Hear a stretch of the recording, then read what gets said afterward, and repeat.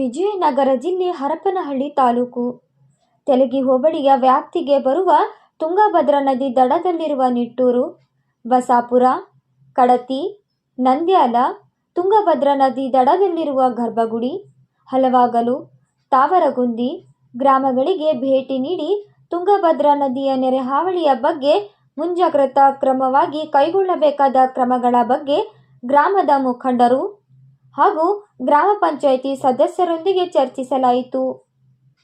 ಹಾಗೂ ಸಂಬಂಧಪಟ್ಟ ಗ್ರಾಮ ಪಂಚಾಯಿತಿ ಅಧಿಕಾರಿಗಳಿಗೆ, ಗ್ರಾಮ ಅಧಿಕಾರಿಗಳಿಗೆ ಹಾಗೂ ತಾಲೂಕು ಮಟ್ಟದ ವಿವಿಧ ಇಲಾಖೆ ಅಧಿಕಾರಿಗಳಿಗೆ ನೆರೆಹಾವಳಿ ನಿರ್ವಹಣೆಯ ಬಗ್ಗೆ ಸೂಕ್ತ ಕ್ರಮ ವಹಿಸಲು ಸಲಹೆ, ಸೂಚನೆಗಳನ್ನು ನೀಡಲಾಯಿತು.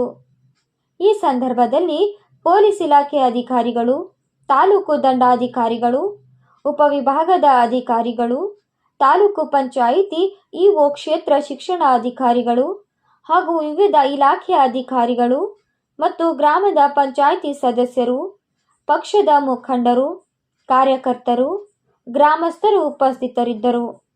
ವರದಿ H. Karim, Nandibevur, KS news 24x7.